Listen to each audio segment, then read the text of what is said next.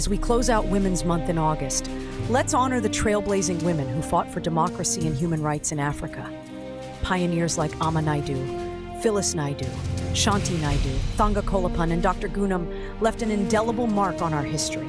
Their courage, resilience, and dedication paved the way for future generations.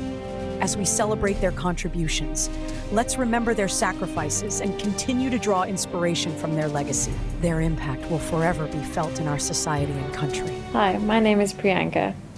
Women's Month reminds us that every step that we take opens doors for future generations.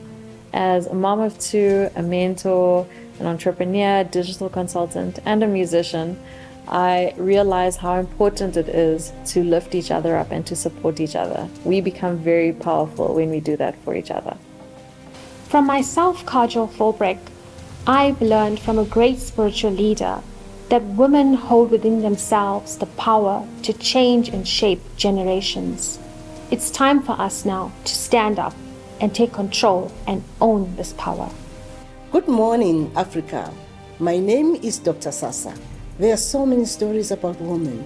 Let's celebrate women, any woman in your life, the woman that raised you, the woman that supported you throughout your life, your teacher.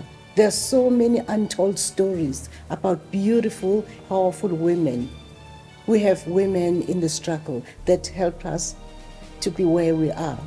Women, all women. The future generation wants to hear your story. Tell your story. Today, not tomorrow, now. Thank you. We were in the struggle. To go to jail was something, that was a disaster. But the Indian community in this country taught us that you could actually challenge a power such as the government and still come out alive. It had that impact. It actually influenced the Defiance Campaign of 1952.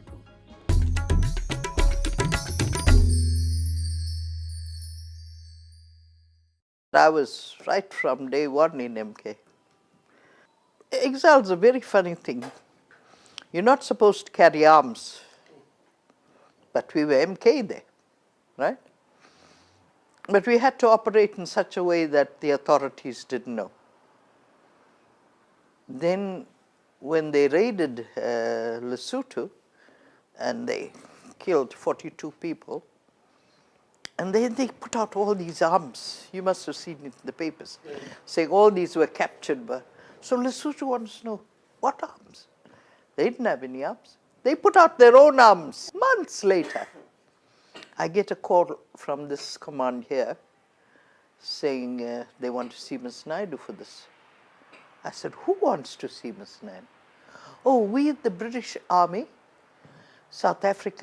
we've been seconded to South Africa to work here, and we'd like to interview you. And I said, the British interview me? No, cancel my application. I will not open. Whatever I did, it'll die with me.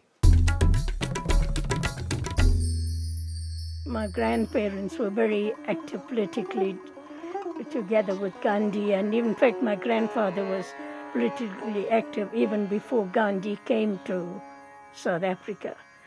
My granny was, went to prison, I think, more than once, I believe, And at one stage she gave birth to a son the day after she was released. We grew up in a political home. My father died when living here with 5 children, And she was also, at that time, politically active. My mother was A.M.A Naidoo. And, we used to call her Amma, and she became Amma affectionately with all our friends. And as a result, everybody knew her as Amma. We used to go to demonstrations, campaigning, and all those things. In 1969 I was detained under Terrorism Act. I joined the Transvaal Indian Congress. It wasn't African Congress, it was a Transvaal Indian Congress. It was from Amma's home. That's where I met Dr. Naidoo, Mr. Mandela, and I used to go and have my coffee, Mandela's 2 children stayed there.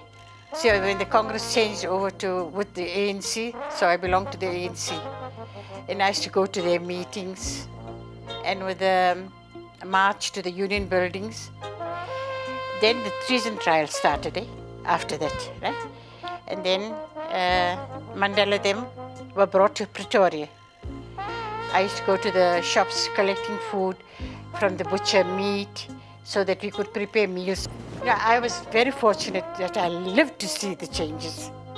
All those others didn't live, like some other people that went with me to prison, they didn't live to see the changes.